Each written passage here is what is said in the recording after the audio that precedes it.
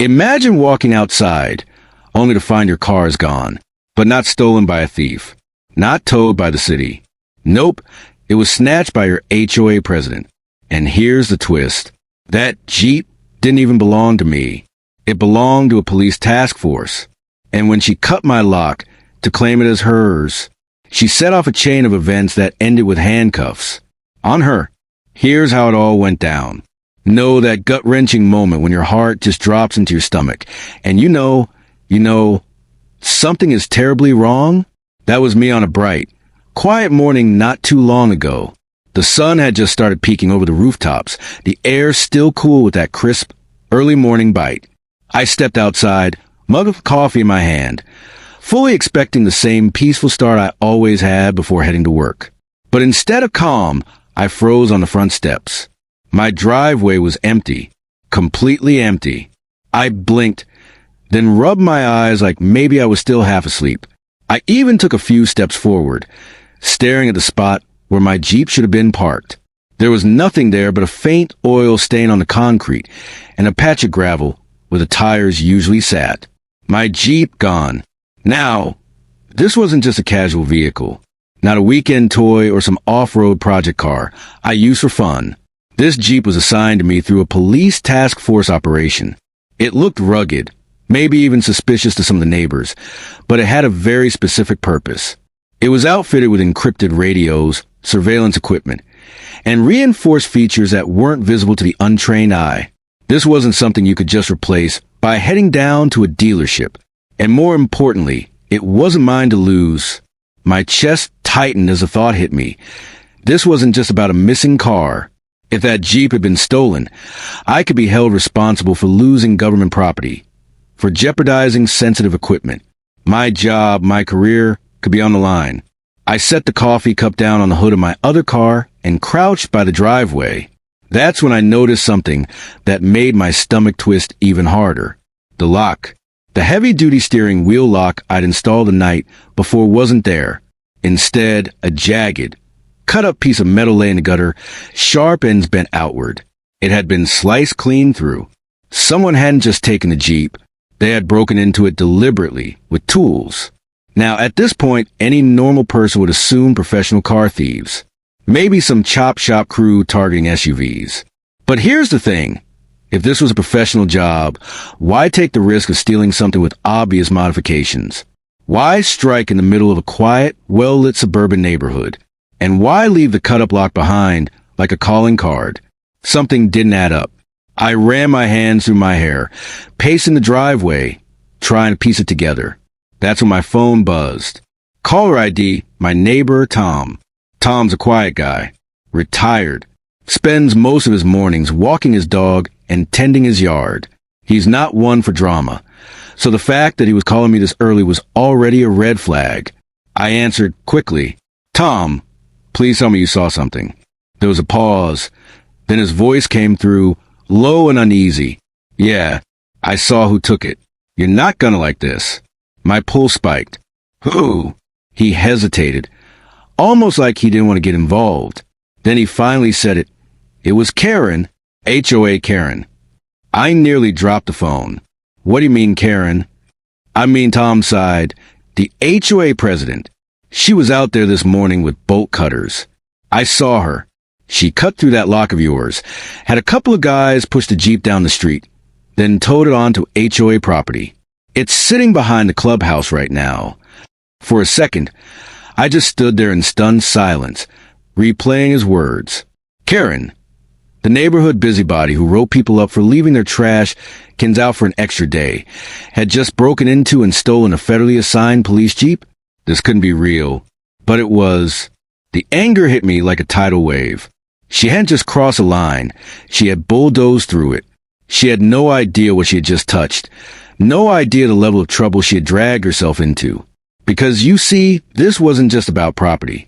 This was about interfering with law enforcement.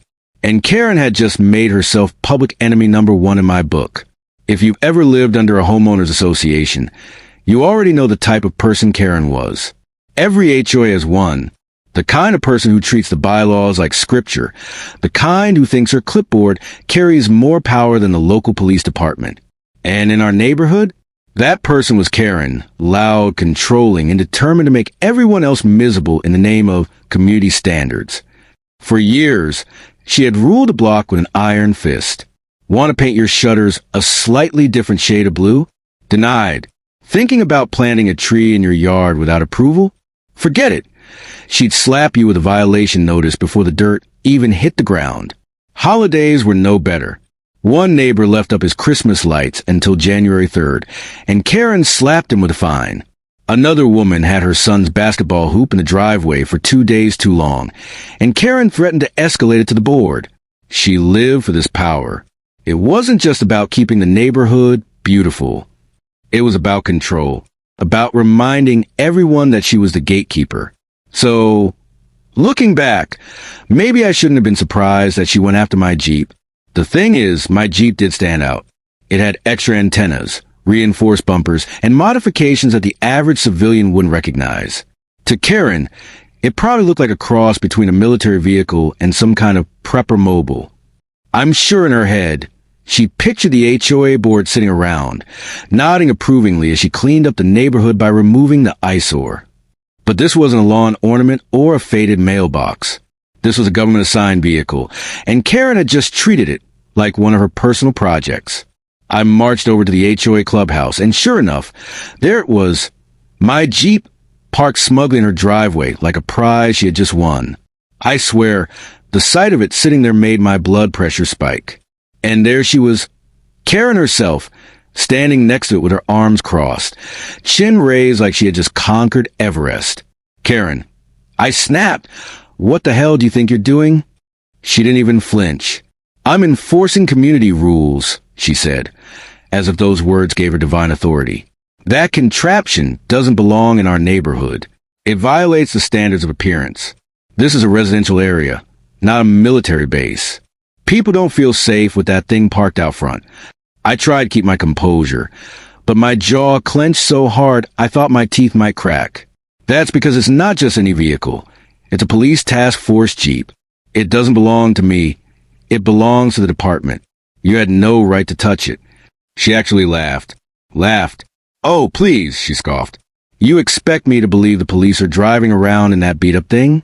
Don't insult my intelligence. You put those antennas and gadgets on there to make yourself look important. I've seen those survivalist shows. You're one of those wannabes, aren't you? Thinks he's saving the world with a rusty Jeep. Her arrogance was unbelievable. Karen, I said firmly, you committed a crime. You cut through a government-issued lock.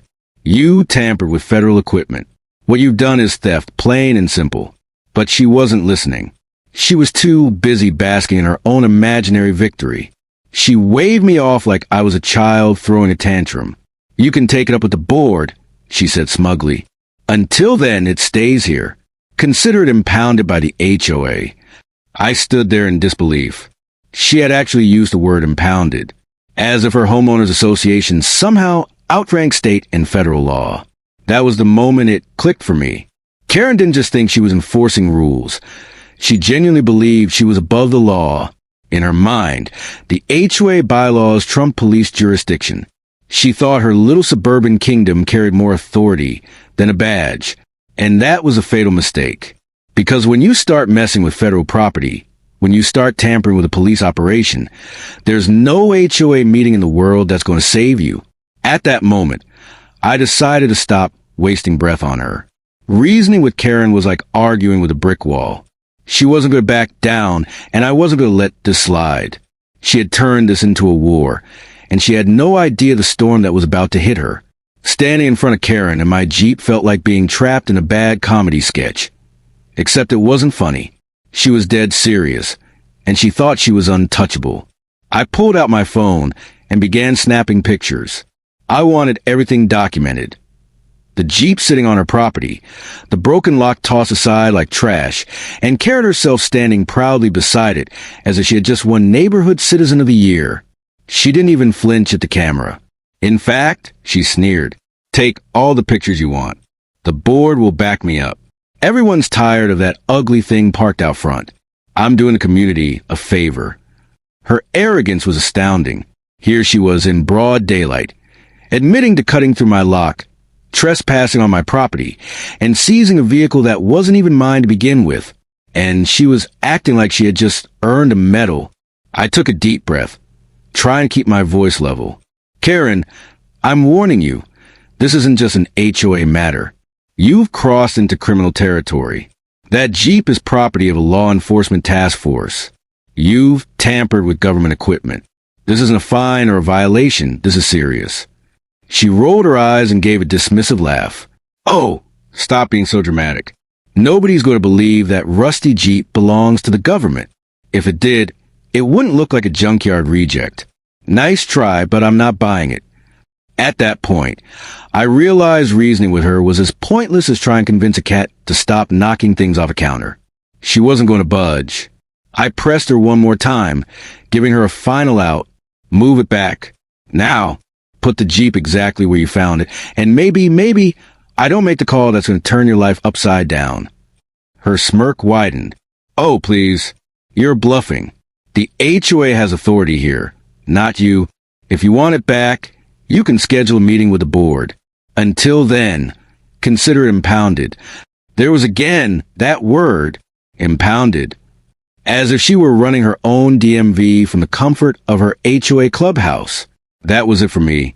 I put my phone away, pulled out mine, and dialed my supervisor. I explained, word for word, what had just happened. His reaction was immediate. Stay put.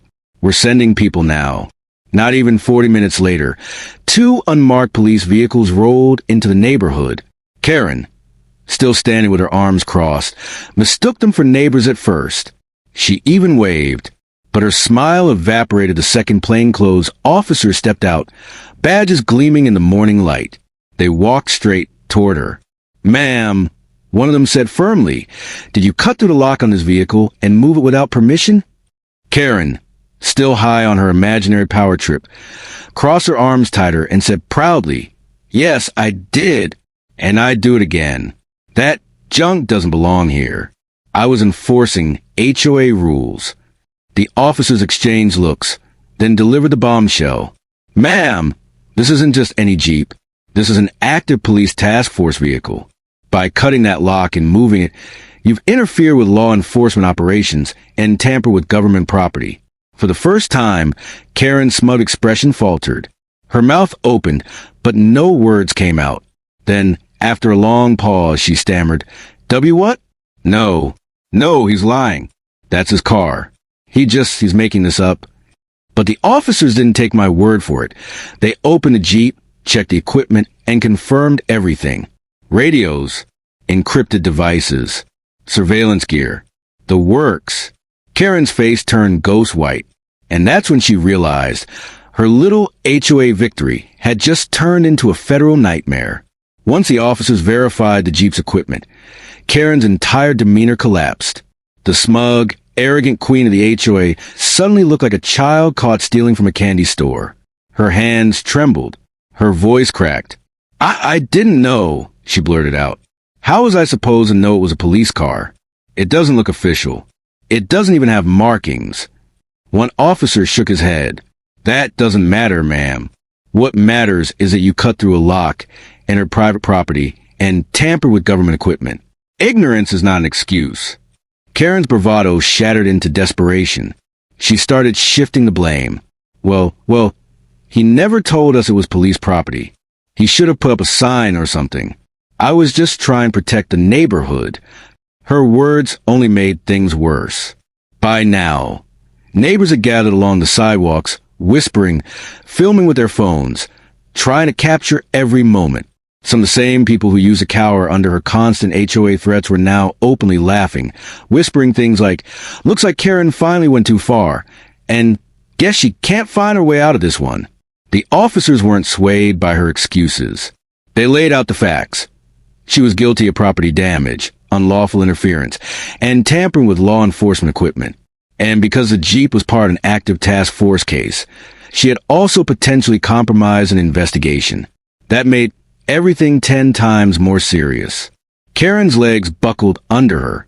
She actually sat down on the curb, clutching her head, muttering, this can't be happening. I was just following the rules. But rules weren't going to save her. The officers read her rights right there on the street, in front of the very neighbors she had terrorized for years. Her bolt cutters were bagged as evidence. Photos were taken, and the Jeep was carefully returned to my driveway where it belonged. Karen begged, pleaded, tried to talk her way out of it. She promised she'd never do it again, tried to argue that she was just enforcing HOA bylaws. But the officers cut her off cold. HOA bylaws don't give you authority over federal property. The scene was almost surreal. The woman who once strutted around the neighborhood like a dictator, handing out fines like candy, was now being escorted to a police car, while the same people she had bullied pulled out their phones to record her downfall. And the irony? She still didn't get it. Even as she was being placed into the back of the cruiser, she was shouting, "This is ridiculous. You're making a mistake. I'm the HOA president." But the truth was clear to everyone watching. Her little kingdom had just crumbled. The fallout from Karen's stunt was immediate and brutal.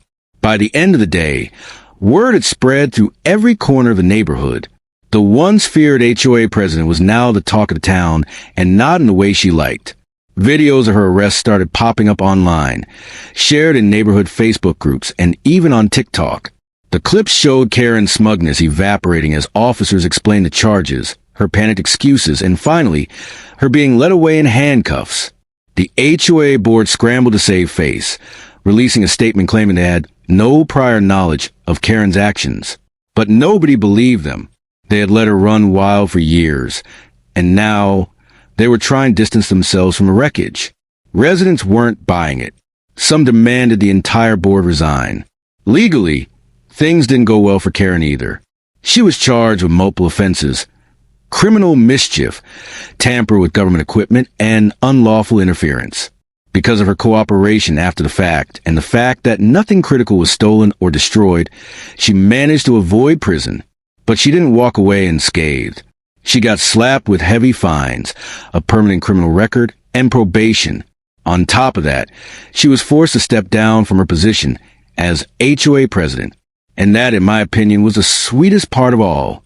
For years, Karen had bullied her neighbors, acting like her word was law. She thrived on intimidation and fines, on making people feel small and powerless.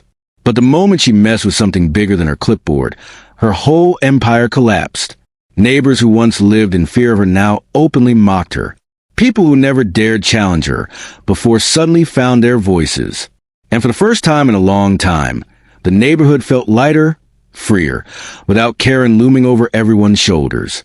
As for me, I got my Jeep back safe, though my supervisor wasn't thrilled about the whole ordeal. Still, the incident became a cautionary tale within the department and a favorite story among my colleagues. Remember that time an HOA president stole your task force Jeep? It was the kind of story you couldn't make up. The lesson here? Some people think HOA rules are the highest law in the land. They think they're invincible because they've gotten away with bullying for so long. But sooner or later, they push the wrong button. They mess with the wrong person. Or in this case, the wrong Jeep. And when that happens, all the fake authority in the world won't save them. Karen learned that the hard way. So, what do you think? Was Karen just power hungry? Or did she truly believe HOA bylaws could override federal law? Either way, her arrogance caught up with her in the most spectacular way possible. If you enjoyed this story, don't forget to like this video, subscribe for more insane HOA tales, and hit the bell icon so you never miss an update. Until next time, stay smart and stay safe in the Karens of the world.